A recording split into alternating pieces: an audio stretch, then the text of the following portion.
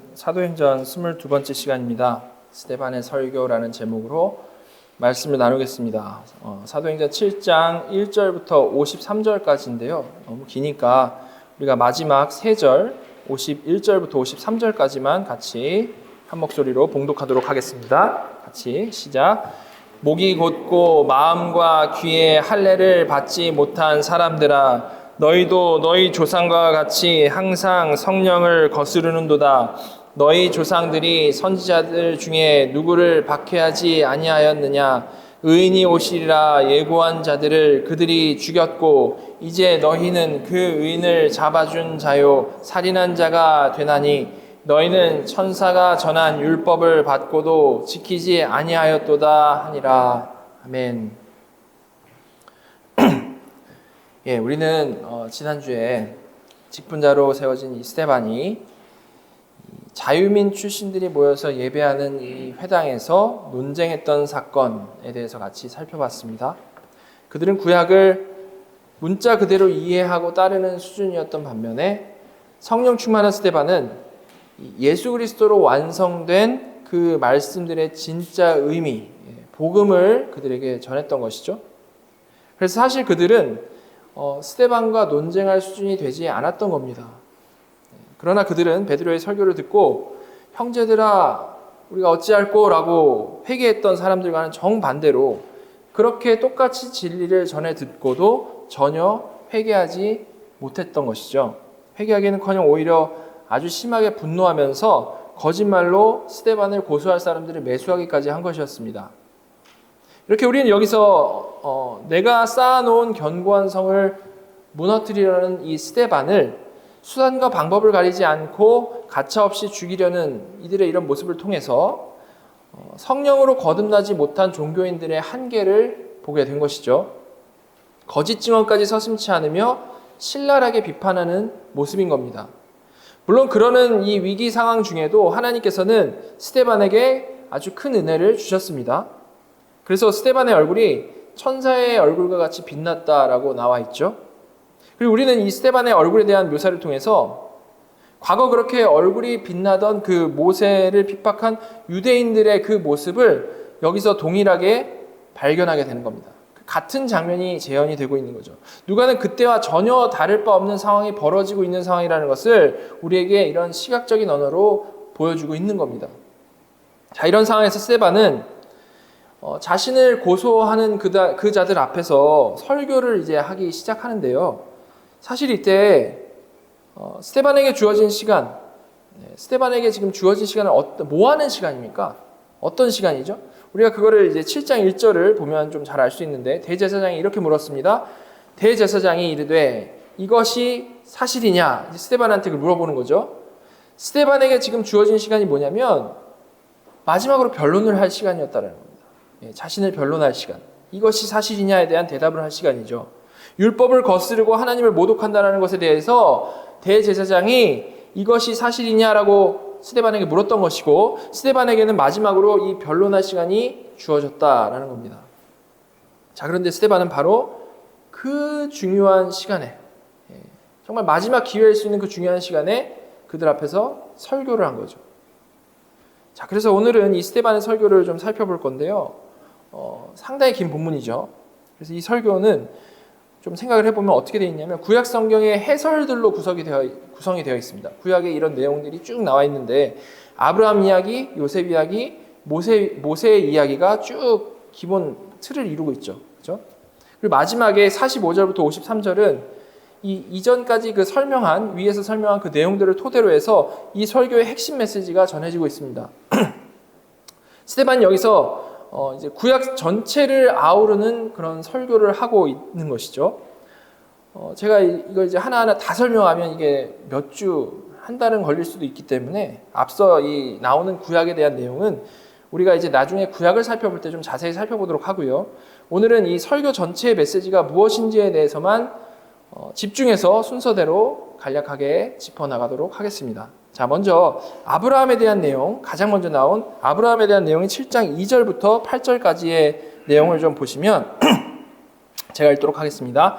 스데반이 이르되 여러분 부형들이여 들으소서. 우리 조상 아브라함이 하란에 있기 전 메소포타미아에 있을 때에 영광의 하나님이 그에게 보여 이르시되 내 고향과 친척을 떠나 내가 내게 보일 땅으로 가라 하시니 아브라함이 갈대아 사람의 땅을 떠나 하란에 거하다가 그의 아버지가 죽음에 하나님이 그를 거기서 너희 지금 사는 이 땅으로 옮기셨느니라. 그러나 여기서 발붙일 만한 땅도 유업으로 주지 아니하시고 다만 이 땅을 아직 자식도 없는 그와 그의 후손에게 소유로 주신다라고 약속하셨으며 하나님이 또 이같이 말씀하시되 그 후손이 다른 땅에서 나그네가 되리니 그 땅 사람들이 종으로 삼아 400년 동안을 괴롭게 하리라 하시고 또 이르시되 종 삼는 나라를 내가 심판하리니 그 후에 그들이 나와서 이곳에서 나를 섬기리라 하시고 할례 언약을 아브라함에게 주셨더니 그가 이삭을 낳아 여드레 말에 할례를 행하고 이삭이 야곱이 우리 12조상을 낳으니라. 예, 우리가 잘 아는 아브라함 이야기죠. 그죠? 가장 먼저 아브람이던 시절, 그죠? 그가 하란에 있기도 전에 메소포타미아에 있을 때에 영광의 하나님께서 그를 부르셨다라고 말씀하면서 이 말씀을 시작을 하고 있습니다. 스데반은 이 설교에서요, 선민 사상에 빠져 있던 그들에게 가장 먼저 짚어서 우리의 근원인 아브라함이 하란보다도 더 먼 어디입니까? 메소포타미아라는 그곳에서부터 왔다라는 것을 가장 먼저 얘기해 주는 거죠. 예. 메소포타미아는 우리가 잘 아는 바벨론 왕국이 생겨난 그 지역입니다. 예. 우리의 그 자랑스러운 조상이 거기 출신이라는 거죠. 그리고 그 아브라함을 부르신 하나님께서 하신 약속을 쭉 이제 말씀을 하시는데 그 내용은 땅을 주시겠다라는 약속이라고 말씀을 하고 있습니다. 자, 그런데 실제로는 어떻게 됐습니까? 아브라함이 아니고 그 후손에게 주시겠다는 말씀이었던 거죠. 그리고 그 후손들이 겪게 될 과정에 대해서 설명을 하는데 다른 땅에서 400년 동안 종살이 하는 것을 포함하는 과정을 살아가게 될 것이다 라는 말씀을 주셨습니다. 어떻습니까? 아브라함 자신에게는요, 어떻게 보면 이게 되게 사실 직접적이지 않은 약속인 거고 후손에게도 상당히 복된 약속이라기보다는 힘든 미래에 대한 약속을 지금 스데반은 말을 하고 있는 겁니다. 하나님께서 이를 확증해 주신 의미로 할례를 또한 받게 하셨죠. 자, 여러분, 이 하나님의 약속, 이 스데반이 주목해서 말하고 있는 하나님의 이 약속 어떻습니까? 우리는 하나님께서 아브라함을 부르시면서 너는 복이 될지라 라고 하신 그 말씀을 잘 알고요. 그것이 정말 복된 부르심이었다라는 것을 우리는 전체적으로 봐서 다 잘 압니다. 하지만 스데반이 이 설교에서 강조한 내용을 우리가 이 어떤 세상적인 관점으로만 좀 보게 된다면 절대 이것은 복으로 해석되기가 힘든 부분인 거죠. 아브라함을 주권적으로 고향에서 떠나게 하신 하나님. 그런데 실제로는 발붙일 만한 땅도 유업으로 주시지 않은 그런 하나님. 그리고 자식도 오랫동안 없다가 100세 때 겨우 하나 이제 낳게 하셨는데 그 자손과 자손들의 미래는 뭐라고 말씀합니까? 다른 곳에서 400년 동안 노예 생활할 것이다 라고 말씀을 하고 있는 것이죠. 어떻습니까? 이게 세상적인 관점으로 보면 복되다라고 하기 좀 힘든 부분이죠. 그죠? 자, 그런데 이것이 어떻게 아브라함에게는 복이었던 겁니까? 그래도 살아갈 때 꽤 부자로 살아서 그런 건가요? 그게 아니죠. 돈이 많아도 어떤 안정된 기반이 없이 발붙일 땅도 없이 이곳저곳 돌아다니면서 살게 되면 그건 세상적으로 봐도 사실 그게 복된 모습은 아니죠. 그죠?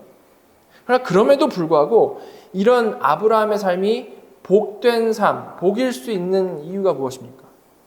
그 이유는 하나님께서 정말 아무것도 모르는 아브라함을 주권적으로 부르셨고 그 부르신 아브라함을 이런 모든 이 땅에 소망을 둘 수 없는 오히려 소망을 둘 수 없는 이런 과정을 통해서 아브라함이 정말 자신이 어떤 존재인지 그리고 하나님이 정말 누구신지를 그 인생을 통해서 가르쳤기 때문에 참 복되다라고 말할 수 있는 겁니다. 그래서 결국 그를 믿음의 조상으로 그렇게 해서 세우셨기 때문에 그의 삶이 정말 복된 거죠. 그죠? 다시 말해서 세상의 관점으로가 아니라 하늘의 관점으로 해석하게 되면 아브라함의 삶이 정말 가장 복된 삶이었다라고 말을 할 수 있다는 겁니다. 자, 그런데 여러분, 스데반이 왜 이 아브라함 이야기를 하면서 그 믿음의 조상을 그냥 유대인들이 늘상 하듯이 영웅시하는 표현보다는 이런 힘든 이야기들만 좀 골라서 했을까요? 이게 되게 지금 이 설교를 듣는 데서 중요한 부분인 거죠. 유대인들은 늘 땅, 성전, 어떤 명시된 율법, 즉 보이는 것에만 집중을 하고 겉보기에만 모든 것을 이렇게 신경을 쓰면서 살아가던 사람들이었습니다. 스데반은 바로 이런 그들의 가지고 있던 그 고정관념을 깨는 설교를 지금 하고 있는 거죠. 그 고정관념을 깨는 설교.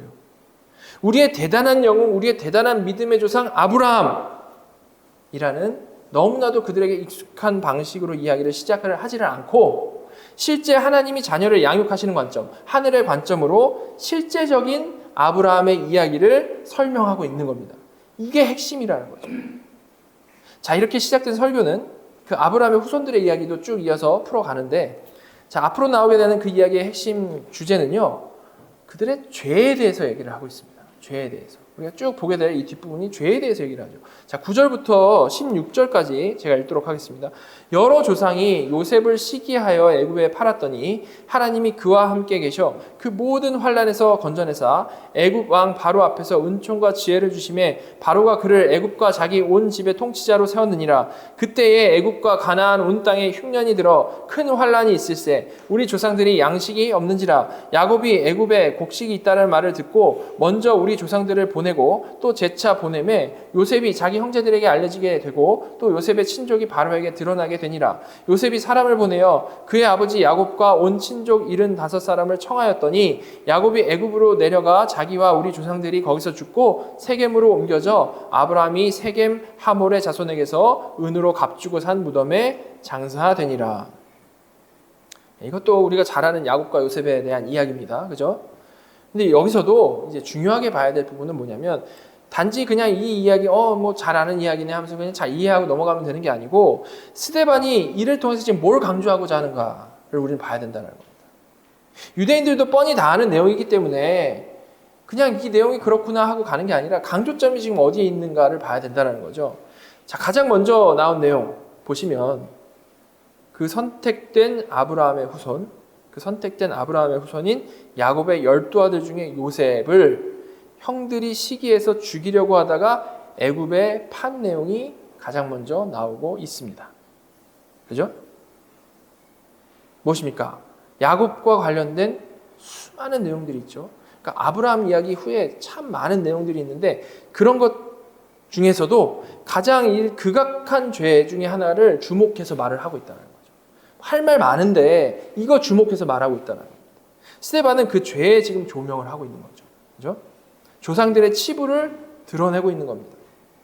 자, 그런데 그런 죄악을 드러내는 것이 이 설교의 내용의 끝이 아니죠. 그 죄로 인해서 요셉이 애굽에 팔려갔는데 이어진 또 다른 강조점은 뭐냐면 그럼에도 불구하고 약속의 하나님께서는 그 요셉을 죽게 내버려 두지 않으셨다라는 겁니다. 죽게 내버려 두지 않으셨을 뿐만이 아니고 또한 그를 팔아 넘긴 그 죄악된 자들까지도 살리시는데 그 방법이 요셉을 애굽의 총리로 세우셔가지고 자신을 판 형들과 모든 가족을 살리는 방법을 하나님께서는 선택하셨다라는 거죠. 이렇게 스데반은 그들의 죄를 말할 뿐만 아니라 하나님께서 자기 백성을 그럼에도 불구하고 어떻게 돌보시는지에 대해서도 분명히 지금 같이 얘기를 하고 있는 겁니다.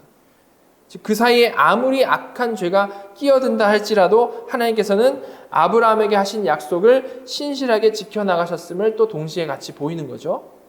자, 이렇게 요셉의 이야기에서도 스데반은요, 자신들의 조상의 죄를 부각시키고 동시에 하나님의 주권적 일하심을 말을 하고 있는 겁니다. 누구를 영웅화시키지 않고 우리는 죄인인데 하나님께서 이렇게 하셨다라는 겁니다. 그죠? 자, 그리고 이어진 17절부터는 이제 모세와 관련된 내용으로 넘어갑니다. 먼저 이 17절부터 29절까지의 내용은 일단 모세가 누구인지, 이 모세의 출신부터 부르심 받기 전 그가 어떤 인생을 살았는지를 먼저 쭉 설명을 하고 있습니다. 우리 뭐 잘 아는 내용인데요. 각자 읽어보시면 되고요. 쭉 넘어가서 27절 보시면 27절부터 29절까지 보시면 그 동물을 해치는 사람이 모세를 밀어뜨려 이르되 누가 너를 관리와 재판장으로 우리 위에 세웠느냐? 내가 어제는 애굽 사람을 죽임과 같이 또 나를 죽이려 하느냐 하니 모세가 이 말 때문에 도주하여 미디안 땅에서 나그네 되어 거기서 아들 둘을 낳으니라. 자, 스데반이 여기서도 무엇을 강조합니까? 그들이 아주 자랑하는 모세를 이스라엘이 막 처음부터 너무 잘 따랐다라는 식의 내용이 아니고 이스라엘은 처음부터 모세를 배척했다라는 스토리부터 지금 말을 하고 있는 겁니다. 그렇죠? 그리고 이어지는 내용에서는 하나님께서는 그런 어려움에 처해버린 그 모세를 광야에서부터 하나님께서 부르시고 그가 결국 이스라엘의 출애굽을 인도하셨다라는 그런 내용을 이어서 말씀을 하죠. 그리고 우리가 잘 아는 그 설명들 이후에 스데반이 이제 모세에 대해서 쭉 평가를 하는데요. 37절, 38절 보시면 이스라엘 자손에 대하여 하나님이 너희 형제 가운데서 나와 같은 선지자를 세우리라 하던 자가 곧 이 모세라. 시내 산에서 말하던 그 천사와 우리 조상들과 함께 광야 교회에 있었고 또 살아있는 말씀을 받아 우리에게 주던 자가 이 사람이라. 스데반은 모세가 하나님이 말씀하신 바로 그 선지자이고 그는 시내 산에서 그리고 광야에서 하나님의 말씀을 받아서 전해주던 신실한 하나님의 종이었다라고 강조하고 있습니다. 그죠? 아마도 이런 모세에 대한 묘사에 대해서는요, 유대인들도 어떻게 했겠습니까? 그렇지, 그는 우리의 진정한 선지자지 라고 하면서 분명히 이 부분에 대해서는 고개 끄덕이면서 들었을 겁니다. 그죠? 거슬리는 거 하나 없고 그들이 자랑스러워하는 부분이죠. 자, 그런데 스데반은 역시 그렇게 유대인의 좋아하는 내용에서 끝내지를 않죠. 그는 유대인들이 매우 부담스러워하는 부분에 대한 이야기를 다시 꺼냅니다. 자, 39절 보시면 우리 조상들이 모세에게 복종하지 아니하고자 하여 거절하며 그 마음이 도리어 애굽으로 향하여. 자, 36절에서 모세 인생을 한 줄로 아주 잘 요약을 하고 그는 대단한 선지자였다 하고 끝낼 줄 알았는데 다시 거꾸로 모세 인생 다 얘기한 줄 알았는데 다시 거꾸로 광야로 돌아갑니다. 그죠? 돌아가서 이스라엘이 지금 말한 대로 그 대단한 모세인데 그 대단한 모세인데 그 모세에게 복종하지 않고 거절했으며 도리어 하나님이 구출해 주신 애굽으로 돌아가기를 원했다라고 지금 짚어서 말씀을 하고 있죠. 무슨 말씀이죠? 이스라엘이 그 대단한 모세를 거절을 했는데 이는 모세만 거절한 게 아니고 마음이 애굽으로 향했다라고 하죠. 즉 하나님으로부터도 마음이 멀어졌다. 하나님까지도 대적했다라는 말을 지금 하고 있는 겁니다. 다시 한번 이스라엘의 그 실체를 낱낱이 고발하고 있는 것이죠. 강하게 얘기를 하고 있는 겁니다. 자, 그런데 스데반은 거기서 끝나지 않고 이들의 죄를 더 구체적으로 짚어서 말을 하고 있는데요. 40절, 41절 보시면 아론더러 이르되 우리를 인도할 신들을 우리를 위하여 만들라. 애굽 땅에서 우리를 인도하던 이 모세는 어떻게 되었는지 알지 못하노라 하고 그때 그들이 송아지를 만들어 그 우상 앞에 제사하며 자기 손으로 만든 것을 기뻐하더니. 자, 광야에서 모세를 부정하고 오히려 우상 숭배하였다라는 것을 말을 했는데요. 40절 보시면 우리를 인도하던 이 모세는 이라고 되어 있는데 지금 여기서 말하는 이 모세는 이라는 이 표현이요. 본래 뭐냐면 이 작자는 이 인간은 하는 식의 약간 비하하는 표현입니다. 비하하는 표현. 예. 지금 매우 적나라하게 그 이스라엘의 마음 상태를 이스라엘의 그 모세를 향한 그 마음 상태를 지금 스데반은 표현을 하고 있는 거죠. 그죠? 즉 그렇게 너희가 대단히 여기고 정말 너희가 지금도 그렇게 떠받들고 있는 그 모세를 사실 39절에서 표현한 대로 바로 누구요? 우리의 조상들이 정말 우리의 조상들이 경멸하며 비하했다라는 것을 딱 짚어서 말씀하고 있는 거죠. 뭡니까 이게? 유대인들이 사실 이게 정말 듣기 싫어하는 흑역사죠. 그죠? 그거에 대해서 말을 하고 있는 겁니다. 그런데 이거를 스데반은 아주 꼭 짚어서 말을 하고 있는 거죠. 자, 그리고 이어서 그 죄악의 결과에 대해서도 말씀하는데요. 42절 앞부분만 보시면 하나님이 외면하사 그들을 그 하늘의 군대에 섬기는 일에 버려두셨으니. 일단 여기까지만 보시면 하나님의 심판의 방법이 뭐라고 말씀하고 있습니까? 외면하사 버려두셨다라는 겁니다. 그들이 우상 숭배한 것에 대한 그 심판이 하나님께서 그들을 막으시고 벌 주신 게 아니고 그들이 더 우상 숭배하도록 그냥 내버려 두셨다라는 거죠. 그죠? 금송아지만이 아니고 여기 나온 게 뭐라고 나와 있습니까? 하늘의 군대. 뭡니까? 해와 달과 별들 섬기는 그 일까지로 그들의 우상 숭배가 확장이 되고 있는데도 불구하고 하나님께서는 그냥 그들을 내버려 두셨다라는 겁니다. 여러분 이거는 지금도 우리가 주의 깊게 생각해 봐야 되는 부분입니다. 우리는 어떤 악인이 잘 되고 형통해 보일 때에 속상해하고 참 좌절하고 합니다. 그렇죠? 왜 그럴까요? 우리는 이 시간을 살아가면서 그냥 우리 앞만 보면서 살아가는 사람들이지 않습니까? 그렇기 때문에 언제나 이 바로 눈앞에 닥친 것만을 중요시하기 때문에 그런 겁니다. 그래서 답답한 마음에 왜 저 악한 자들이 설치고 있는데 하나님께서는 저들을 가만히 냅두십니까? 라고 하나님께 정말 답답한 마음으로 호소하기도 하는 거죠. 근데 사실 하나님께서 지금 심판하시는 방식에 대해서 말씀을 하시는데 가장 무서운 심판의 방식 뭡니까? 그 악인들이 설칠 때 그걸 내버려 두는 거라는 거죠. 내버려 두는 거. 왜 이게 하나님의 방식일까요? 그래서 하나님께서는 언제나 이 최후의 심판에 타겟을 두고 계시기 때문입니다. 최후의 심판. 하나님께서는 악한 자들이 죄를 짓게 내버려 두심으로 말미암아 최후의 심판 때에 더 엄중하고 무서운 심판 받을 것을 하나님께서는 보고 계시기 때문이라는 거죠.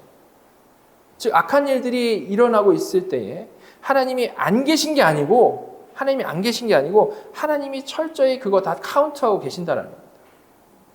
자, 그렇다면 우리가 이것만 잘 생각해 봐도 하나님이 나를요 그렇게 방치하지 않으시고 내가 내 멋대로 살아갈 때 나를 내버려 두지 않으시고 내 인생 가운데 하나님께서 철저히 간섭하시고 징계하신다라는 것이, 내가 엉망진창으로 나아가고 있는데 나를 그때 망하게 하셨다라는 것이 얼마나 복이고 은혜인지를 생각해 볼 수 있는 거죠. 그렇죠? 우리 죄인이기 때문에 가만히 두면요 우리는 누구도 뭐 예외 없이 하나님을 대적하는 쪽으로 나아갈 수밖에 없는 자들입니다.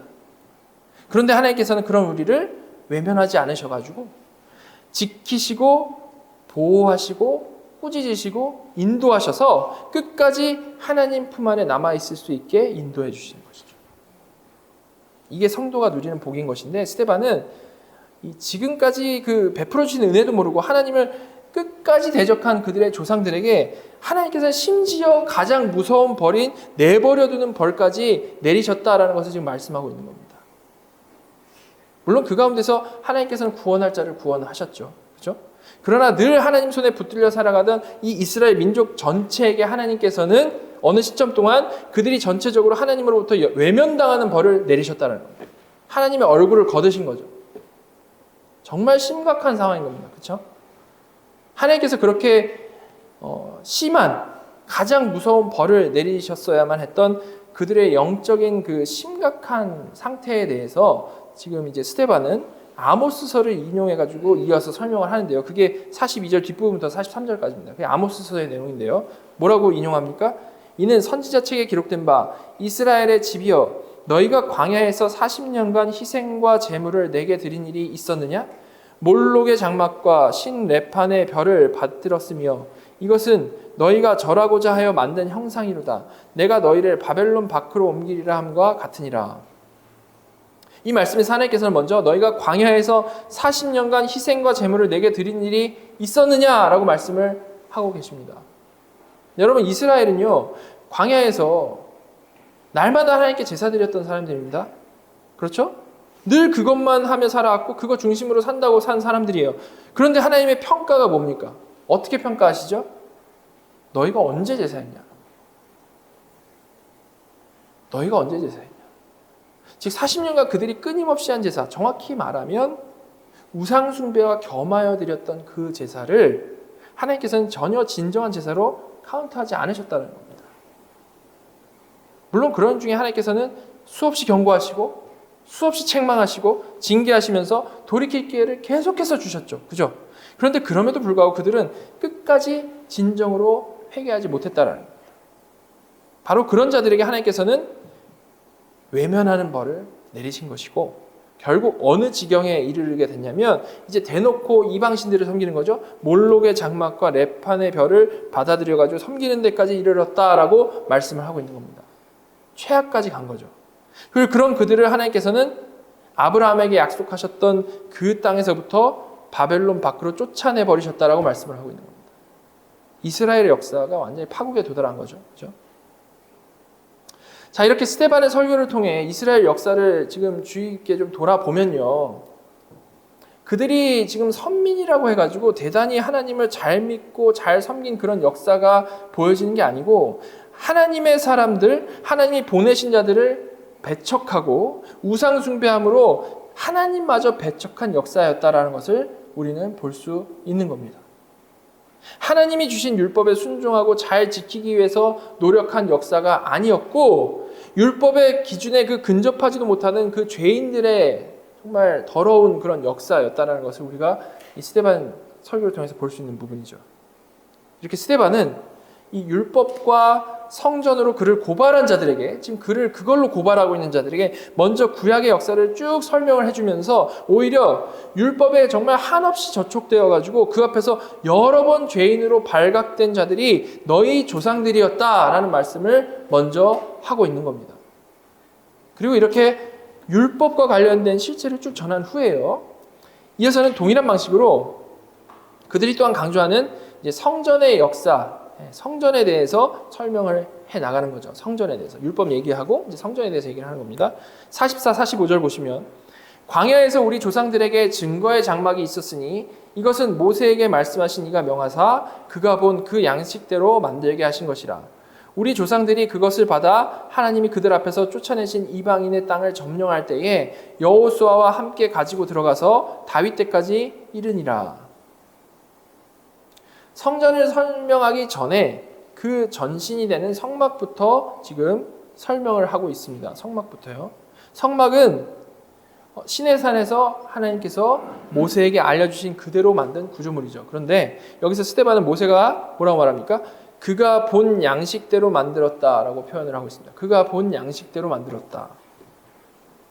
성막을 그가 본 양식대로 만들었다. 이게 무슨 말일까요? 모세가 전혀 이게 뭐 하자는 건지 이해하지도 못한 채로 그냥 하나님이 불러주신 치수 받아 적어가지고 지은 것이 성막이 아니고, 절대 그렇지 않고 그가 본 양식대로, 호라우인데 그가 호라우한 양식대로, 깨달은 양식대로 만든 것이 성막이다라는 겁니다. 깨달은 양식대로. 즉 이 말씀은 모세가 하나님께서 깨닫게 하신, 보여주신 그 하늘의 실제를 땅에 모형적으로 세운 것이다 라는 말인 거죠. 하늘의 실제가 있는데 그걸 보고 깨닫고 땅에 모형적으로 세웠다. 특히 이 성막에서 지성소는 하나님이 임재하시는 곳이죠. 모세가 하늘의 실제를 보고 와서 이 땅에다가 하나님의 좌소 중심으로 이 한 성막이라는 이 모형을 딱 세웠다라는 겁니다. 자, 그렇다면 이런 게 성막이라면, 자, 하나님께서는 이런 하늘 실제의 모형을 왜 그들 진영 중앙에 세우게 하셨을까요? 여러분, 출애굽한 이스라엘이 어떤 상태였습니까? 모세를 통해서 형언할 수 없는 정말 놀라운 기적과 이사를 경험을 했고요. 그 가운데 아주 극적으로 애굽으로부터 구원받은 자들이 그들이었습니다. 그죠? 그런데 그럼에도 불구하고 이스라엘은 모세가 시내산에 올라갔을 때 바로 우상 숭배를 행한 죄인들이었죠. 그죠? 자, 바로 그래서 이들의, 크게 봐서는 우리 모든 죄인들의 수준이 이러하기 때문에 하나님께서는 이런 믿음 없는 자들을 위해서 본래 그냥 믿음으로 바라봐야 할 하늘의 실제를 땅에다가 의미를 담아서 모형적으로 세워주셨다라는 겁니다. 그래서 우리가 그 성막을 공부하다 보면 이것이 예수 그리스도를 모형하는 예표라는 것을 알 수가 있죠. 그러나 설령 그 성막을 보고 그리스도를 제대로 발견하지 못한다 한다 할지라도 하나님께서는 이스라엘이 그 진영 중앙에 세워져 있는 그 성막, 그 안에 지성소 하나님의 그 임재를 보고 그들이 생각을 하면서 하나님 중심으로 살 수 있도록, 늘 보며 살 수 있도록 모든 것을 그렇게 세팅을 해 주신 겁니다. 그들을 위해서, 그죠? 믿음 없는 자들에게, 구약이라서 아직 성령님이 내주하시지 않는 그런 자들에게 너무나도 명백한 이 시청각 교제를 눈앞에 딱 세워주신 거죠. 잘 신앙생활을 할 수 있게. 이런 성막을 이스라엘은 45절 보시면 광야 40년을 지나 가나안에 들어갈 때 가지고 들어가서 다윗 때까지 이르렀다라고 말하고 있습니다. 그리고 이제 이렇게 가나안 정착한 이후에는 그 성막이 성전으로 바뀌게 되는 거죠. 자, 이에 대해서 이어서 말씀하는데 46절, 47절 보시면 다윗이 하나님 앞에서 은혜를 받아 야곱의 집을 위하여 하나님의 처소를 준비하게 하여 달라고 하더니 솔로몬이 그를 위하여 집을 지었느니라. 이렇게 보지 않고 믿지 못하는 이스라엘은 성막 중심, 성전 중심의 신앙생활을 해왔던 겁니다. 보면서 신앙생활을 한 거죠. 그죠? 하나님이 아주 친절하게 보여주시면서 신앙생활을 한 겁니다. 자, 그런데 스데반은 이어서 이런 그들의 조상들과 관련하여 너무 중요한 메시지를 말하고 있죠. 48절입니다. 그러나 지극히 높으신 이는 손으로 지은 곳에 계시지 아니하시나니 선지자가 말한 바. 우리가 여기서 눈여겨봐야 할 것은 접속사 그러나입니다. 이게 어떤 그러나일까요?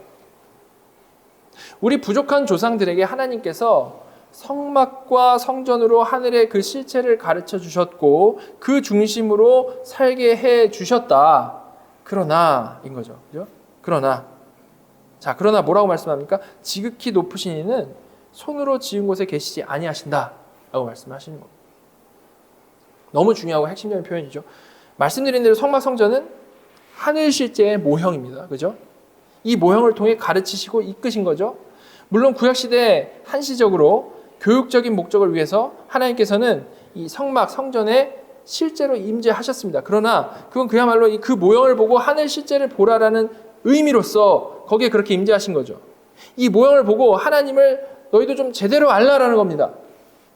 이런 설명은 물론 신약에서야 알게 돼서 이렇게 제가 설명하는 게 아니고 구약 선지자도 이게 이미 강조했던 부분인데요. 이걸 스데반이 이어진 49절 50절에서 이사야서를 인용해가지고 말을 하고 있는 겁니다. 49절 50절 보시면 주께서 이르시되 하늘은 나의 보좌요 땅은 나의 발등상이니 너희가 나를 위하여 무슨 집을 짓겠으며 나의 안식할 처소가 어디냐 이 모든 것이 다 내 손으로 지은 것이 아니냐 함과 같으니라.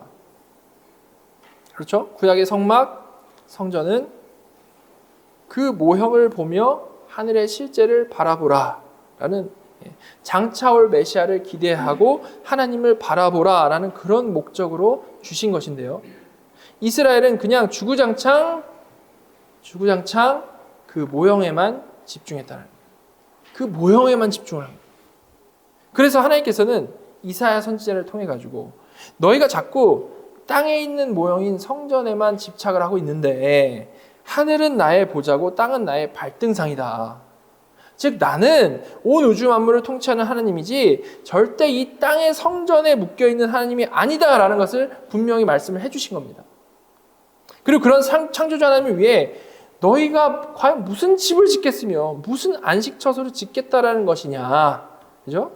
이 세상 모든 것, 모든 재료, 모든 게 다 내가 지은 건데 너희가 그걸로 뭘 하겠다라는 거냐. 라는 거죠. 그죠? 그렇게 책망을 하신 겁니다. 아주 합리적인 거죠. 그냥 딱 들어도 알겠는 그런 말씀입니다. 이렇게 하나님께서는 모형을 보고 실체를 믿으라는 그 의미로 이스라엘에게 성막 성전을 주신 것이었는데요. 그들은 그저 그 모형에만 그냥 완전히 매여가지고 그 귀한 성막 성전으로 오히려 우상 숭배를 한 겁니다. 그죠? 성막 성전을 보고 하나님을 믿으면 그게 하나님이 원하시는 건데 성막 성전에만 매여서 그것만 집중해서 그걸 우상시하면 그게 우상 숭배인 거죠. 그죠? 이런 그들을 하나님께서는 책망하신 것입니다. 이렇게 스데반은 이스라엘 역사를 쭉 짚으면서 그들이 스데반을 향하여 고소한 것, 율법을 지킨다라는 것이 사실은 무엇인지, 또한 성전을 모독한다라는 것이 사실은 무엇인지 그것을 분명히 얘기를 한 겁니다. 그죠?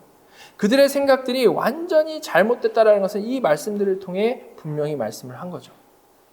자, 그리고 이렇게 역사를 돌아본 후에 이어서 이제 이 말씀을 듣고 있는 사람들을 향해서 아주 직접적인 메시지를 전하고 있습니다. 51절입니다. 목이 곧고 마음과 귀에 할례를 받지 못한 사람들아, 너희도 너희 조상과 같이 항상 성령을 거스르는도다. 무슨 말입니까? 이게 절대 너희 조상들만의 얘기가 아니야. 절대 너희 조상들만의 얘기 아니야. 그렇게 말씀하는 거죠.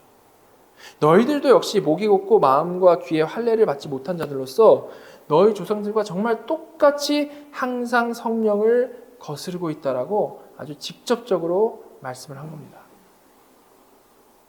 이는 지난주에 말씀드린 대로 종교인들, 거듭나지 못한 자들을 향한 강력한 책망인 것이죠. 종교와 관련하여 수많은 일들을 하고 그것 중심으로 살아가는 것 같지만 사실은 거듭나지 않았기 때문에 여전히 아담의 죄성으로서 살아가기 때문에 그저 일관되게 처음부터 끝까지 자기 성만을 견고하게 쌓으면서 살아가는 자들을 향한 책망이라는 겁니다. 아주 직접적으로 아주 강하게 여기서 말씀하고 있는 것이죠. 자, 그리고 더 구체적으로 책망하기를 52절 53절 보시면 너희 조상들이 선지자들 중에 누구를 박해하지 아니하였느냐 의인이 오시리라 예고한 자들을 그들이 죽였고 이제 너희는 그 의인을 잡아준 자요 살인한 자가 되나니 너희는 천사가 전한 율법을 받고도 지키지 아니하였도다 하니라. 이건 무슨 말씀이죠? 구약에서 하나님이 보내신 선지자들이 참 많이 있었는데 과연 너희 조상들이 그 중에 누구의 말을 제대로 믿고 따른 적이 있냐? 언제나 너희는 그들을 박해하고 죽였지. 그렇게 말하는 겁니다. 그리고 이어서 그런데 너희 조상들이 그런데 이제는 너희를 좀 돌아봐라. 너희 역시도 전혀 다를 바 없이 그 의인. 자, 52절에 나온 그 의인, 이게 누굽니까? 선지자들이 의인이 오시리라라고 예언을 했고 실제로 오신 그 의인, 예수 그리스도시죠. 그죠? 예수 그리스도. 바로 너희가 그 의인 예수 그리스도를 잡아 넘기고 살인한 자들이다 라고 말씀을 한 겁니다. 그리고 이어서 이렇게 너희는 율법을 받고도 지키지 아니한 자들이다 라고 아주 못 박아서 말씀을 하고 있는 거죠.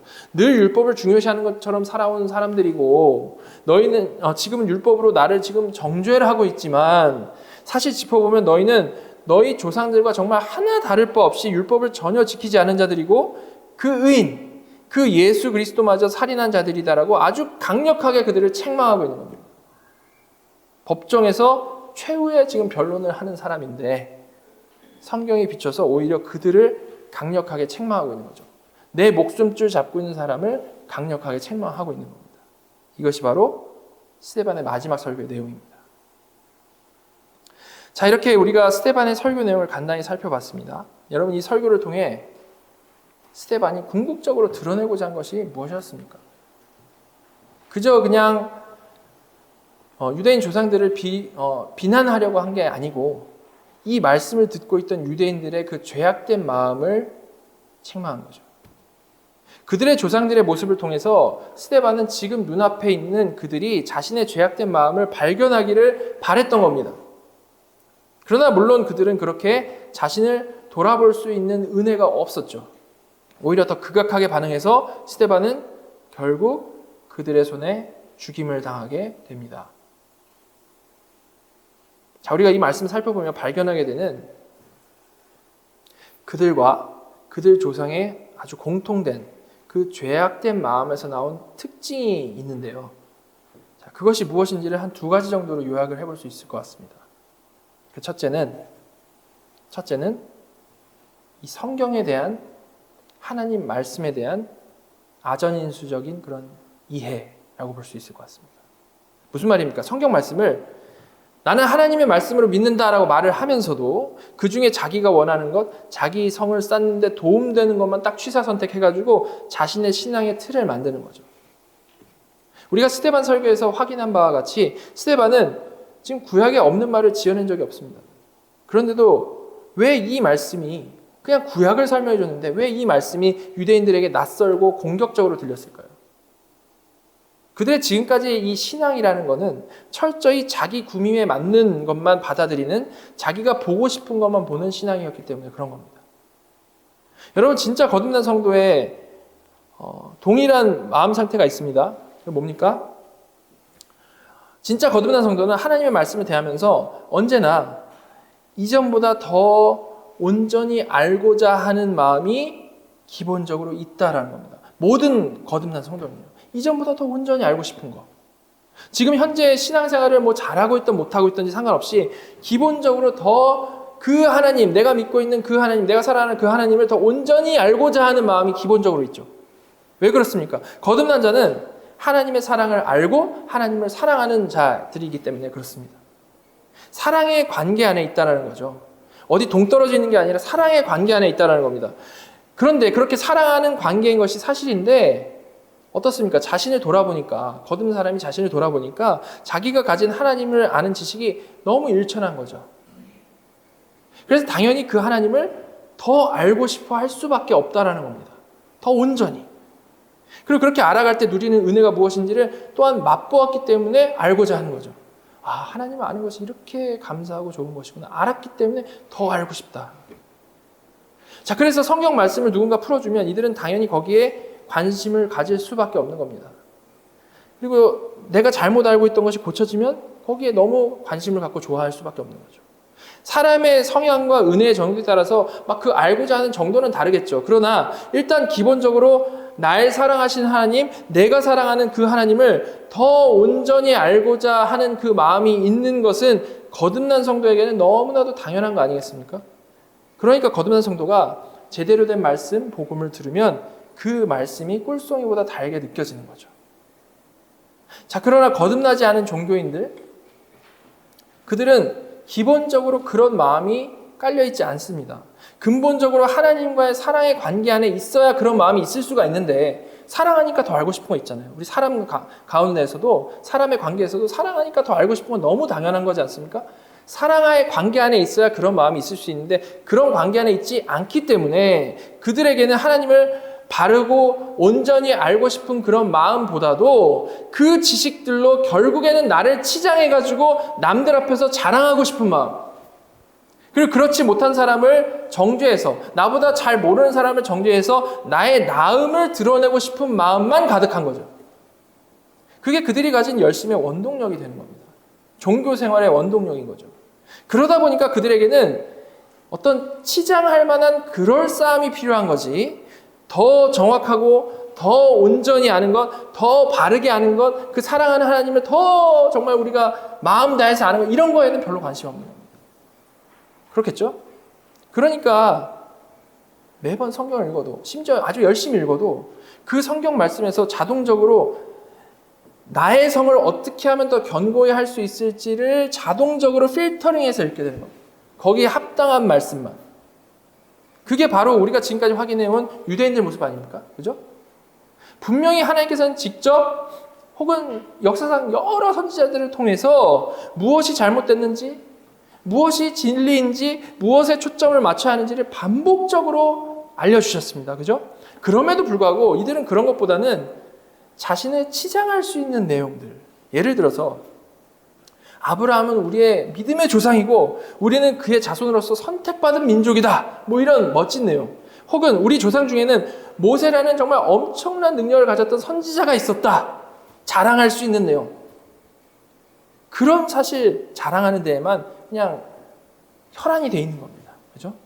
그래서 하나님이 그 중요한 인물들의 삶을 통해 주셨던 사실 가장 중요한 메시지, 심지어 그들이 그렇게 좋아한다라고 말하는 그들의 입을 통해서 직접적으로 전해주신 그 메시지는 대충 넘어가는 거죠. 예를 들어 보시면 모세가 직접 전한 이런 말씀이 있죠. 신명기 10장 12절부터 13절입니다. 이스라엘아, 내 하나님 여호와께서 내게 요구하시는 것이 무엇이냐? 곧 내 하나님 여호와를 경외하여 그의 모든 도를 행하고 그를 사랑하며 마음을 다하고 뜻을 다하여 내 하나님 여호와를 섬기고 내가 오늘 내 행복을 위하여 내게 명하는 여호와의 명령과 규례를 지킬 것이 아니냐?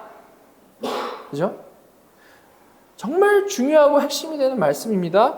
그러나 이런 마음의 문제를 다루는 말씀들은 심지어 모세가 얘기했을지라도 자신을 어떤 치장하는 데 직접적으로 사용을 할 수가 없고, 오히려 이건 나에게 부담을 주니까 이런 건 그냥 대충 넘어가는 거죠. 분명히 중요한 거 자기들도 알아요. 그럼 대충 넘어가는 거예요. 이런 식으로 거듭나지 않은 자들은 언제나 입으로는 막 성경을, 하나님의 말씀을 믿는다라고 분명히 말을 하면서도 사실 하나님의 그 사랑을 알고 사랑해서 믿는 것이 아니기 때문에 언제나 그냥 취사 선택해가지고 자기가 원하는 것만 골라서 치장하기 바쁜 겁니다. 아, 이렇게 말하면 사람들이 더 멋있어 하겠지? 내가 이런 것까지 안다는 걸 사람에게 자랑해야지? 이런 것만 생각한다는 거죠. 이게 이 설교를 통해 주목하게 되는 종교인들의 첫 번째 특징입니다. 공통된 특징이죠. 자, 그리고 이어서 생각해 볼 수 있는 두 번째 특징은 그들의 진리를 향한, 그리고 진리를 전하는 자를 향한 반감과 공격성입니다. 여러분, 우리는 거듭나고 나서도 여전히 죄인이기 때문에 늘 죄를 짓습니다. 그렇죠? 그리고 성경 말씀은 그런 우리의 죄악된 모습을 끊임없이 고발합니다. 그리고 이거 들으면 당연히 누구나 아픕니다. 그렇죠? 그래서 우리가 그 성경 말씀을 풀어서 전하는 설교를 들으면 참 아플 때가 많죠. 그죠? 표적 설교를 하는 것 같고 아플 때가 많습니다. 이건 근데 사실 누구에게나 적용되는 동일한 겁니다. 왜냐하면 하나님의 말씀을 거룩하고 우리는 죄인이기 때문에 항상 아플 수밖에 없죠. 자, 그런데 이 똑같은 아픔을 겪고 나오는 반응은 종교인과 성도, 거듭난 성도가 완전히 다르다는 겁니다. 완전히 극명히 다르죠. 자, 먼저 거듭난 성도 어떻습니까? 설교를 통해서 전해진 말씀이 나의 감춰진 죄를 드러내고 나를 피 흘리게 할 때에 거듭난 성도는 분명히 아파요. 분명히 아픈데 오히려 이를 보게 하신 하나님께 감사하면서 하나님께 돌아가는 방향, 회개하는 방향으로 나아갑니다. 왜 그렇게 반응합니까? 성도는요, 아파도, 성도는 피를 흘려도 이미 그에 대한 답, 그 치료법을 정말로 마음으로 알고 있는 자들이기 때문에 그런 거죠. 그 답이 뭡니까? 우리 주 예수 그리스도시죠. 다시 말해서 하나님께서 그렇게 내 죄를 보게 하셨을 때, 내 죄를 보게 하셨을 때 성도가 그때 받는 메시지는 절대 이거 못 고치면 가짜야, 이거 못 고치면 죽어가 아니고요. 그래서 나는 예수 그리스도가 필요한 자이다로 가는 겁니다. 성도는. 그래서 성도는 죄를 깨달을수록, 나의 죄를 깨달을수록 예수 믿는다는 것이 무엇인지를 더 온전히 이해하게 되는 거고요. 내가 예수를 믿는 것이 이거구나라는 걸 더 온전히 이해하게 되는 것이고요. 또한 더 적극적으로 그리스도를 의지하게 되는 겁니다. 이제는 그냥 다들 교회 가면 그렇게 하는 말이기 때문에 교회 가면 늘상 다 예수님이 답이라고 하니까 그게 아니고 정말로 예수 그리스도가 내 인생의 해답이시라는 것을 마음으로 알고 경험적으로 아는 거죠. 이거밖에는 답이 없구나. 그렇죠? 따라서 성도는 이전에 그 죄를 인지하지 못했을 때보다도 자신의 그 죄를 자각함을 통해서 더욱 주님과 온전한 관계로 지어져 가게 되는 것이고, 또한 이렇게 말씀을 통해 죄를 깨닫게 하신 하나님께 감사하게 되는 겁니다. 내가 그냥 살았으면 이런 죄 몰랐을 텐데 하나님께서 말씀하여 주셔가지고 이 죄를 알았네요. 너무 감사합니다. 되는 거죠. 그리고 당연히 이런 회복을 많이 경험한 사람일수록 이를 전한 교사, 설교자에게도 감사하겠죠. 그거 당연한 거 아니겠습니까? 자, 종교인은 어떻습니까? 이 스데반 설교를 들은 유대인들의 반응만 봐도 분명히 알 수 있습니다. 이들은 사실 그것이 진리이든 아니든 그게 중요한 게 아닙니다. 이들은 그저 그 메시지가 나를 공격하고 나의 죄를 드러내면 그에 반응해서 분노하고 공격적이 될 뿐인 겁니다. 되게 본능적이죠. 그죠? 때리면 주먹이 날아가는 거예요. 그죠? 여러분, 이들이 왜 그럴까요? 이들이 이러한 이유는 사실은 궁극적인 답을 모르기 때문에 그런 겁니다. 정말 진정한 답, 예수 그리스도를 몰라서 그런 거죠. 이들은 예수 그리스도를 몰라서 이렇게 반응할 수밖에 없다는 겁니다. 평생 나를 가꾸고 내 성을 견고히 쌓으면서 살아왔는데 어느 날 누가 와가지고 그 집안을 계속 흔드는 겁니다. 이때 성령으로 거듭난 자는 성령 안에서 오히려 나의 그 성을 흔들리고 있는 그 성을 오히려 완전히 무너뜨리고 주님만을 나의 성으로 삼습니다. 내주는 강한 성입니다. 그죠? 그러나 종교인은 답을 모르기 때문에 설령 그 답을 반복해서 배웠을지라도 그 마음에 그리스도를 믿는 믿음이 없기 때문에 그 진리의 공격에서 자기가 무너지게 되면 죽는 줄 아는 겁니다. 쉽게 비유하자면 거듭난 성도는 낭떠러지에서 떨어지면 주님이 받아주실 것을 알고 믿는데 종교인은 거기서 떨어지면 죽는 줄 안다는 거죠. 내가 스스로 어떻게든 살아남아야 하는 것이 종교인의 마음이라는 겁니다. 그래서 늘 성을 더 견고하게 구축하는 거죠. 절대 쓰러지지 않으려고. 바로 그렇기 때문에 그들은 스데반이 전한 것과 이 같은 자신의 죄를 드러내는 진리 앞에서 그게 맞든 틀리든 언제나 심하게 분노하며 진리를 공격할 수는 없지 않습니까? 성경을 공격할 수 없죠. 그러니까 내 성을 무너뜨리려는 그 진리를 전하는 사람을 공격하는 겁니다. 예수님이, 스데반이, 모든 사도들이 그 공격 맞아서 죽은 거죠. 자, 이것이 스데반의 설교를 통해 드러난 거듭나지 못한 종교인들의 두 가지 특징인 겁니다. 여러분은 여러분의 죄를 들춰내는 진리, 이것에 대해서 어떻게 반응하십니까? 말씀드린 대로 분명 이 메시지는요, 누구에게나 아픕니다. 거듭나던 거듭나지 못했던 내 모습을 돌아보면 누구에게나 아프죠. 아픔마저 느끼지 못한다면 그는 정말 영적으로 아무 관심도 없는 정말 불쌍한 사람인 겁니다. 그런데 아픈 건 사실인데 절대 그냥 아프고 말면 안 된다는 거죠. 혹은 아플 때 그 아픔을 어떤 진리를 전하는 자를 향한 분노로 표출하거나 아니면 나를 더 꽁꽁 싸매서 더 가면을 두껍게 써가지고 가리는 그런 방법으로 나아가면 안 된다는 거죠. 아픈데 겉으로만 웃고 있으면 안 된다는 거예요. 어떻게 해야 됩니까? 우리가 이미 너무나도 많이 배워와서 하는 그 답. 정말로 진실로 우리 주 예수 그리스도께 나아가야 되는 것이죠. 우리 주 예수 그리스도께로 나아가야 한다는 겁니다. 왜냐하면 정말로 오직 주님만이 길이요 진리요 생명이시기 때문에 오직 그 길 외에는 없기 때문에 주님께로 나아가야만 한다는 겁니다. 우리는 절대 우리가 우리 자신의 모습을 개선해서 그 나아진 모습으로 그 나의 변화된 의로 회개하는 자들이 아니고요. 우리의 그 회개는 나의 죄를 철저히 보고 그 죄를 자백하고 다 이루신 예수 그리스도만을 철저히 믿는 그 믿음으로 주님을 꼭 붙잡음으로써 하는 아버지께로 돌아가는 것인 회개인 겁니다. 나의 변화된 모습으로 하나님 이 정도면 괜찮죠가 아니고 나의 완전히 바닥치는 모습을 보며 그래서 난 예수님만이 필요합니다를 붙잡고 나아가는 회개라는 거죠. 자, 저와 여러분 모두가 말씀이요 나의 죄악된 모습을 보게 할 때 이를 회피하거나 가면을 더 두껍게 쓰거나 달아나거나 혹은 대항하여 싸우는 혹은 전하는 자를 공격하는 그런 모습이 아니고 오히려 이를 이 시간에 보게 하신 성령님께 감사하면서 우리 주 예수 그리스도께로 정말로 나아가시기를 간절히 바랍니다. 그래서 주님을 믿는 그 믿음으로 회개하여서 아버지 품에서 참된 평강을 누리는 복된 성도들 다 되시기를 간절히 바랍니다. 우리 같이 기도하도록 하겠습니다. 하나님,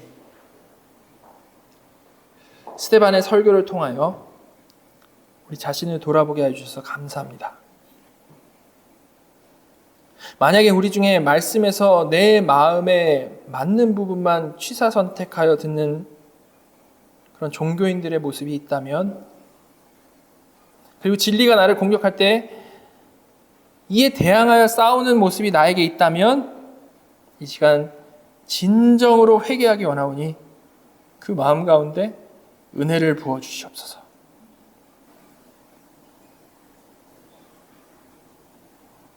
그래서 앞으로는 하나님을 믿는 것으로도 내 성만 쌓아가는 그런 종교인의 삶이 아니고 성령 안에서 갈수록 내 성을 철저히 부수고 주님만이 나의 산성이요 주님만이 나의 요새이시라고 믿고 고백하고 따르는 거룩하고 복된 성도들 다 되게 인도하여 주시옵소서. 하나님, 저희가 그 회복된 하나님과의 그 사랑의 관계 안에서 참 평강과 풍성한 은혜와 기쁨을 경험해 가게 하여 주셔서 더 이상은 머리로만 이해하는 신앙이 아니라 정말로 이미 온 하나님 나라를 생생히 누려가는 인생들 다 되도록 은혜 베풀어 주시옵소서. 지금 살아계셔서 우리 예배를 받으시는 우리 구주 예수 그리스도의 이름으로 감사하며 기도드렸습니다.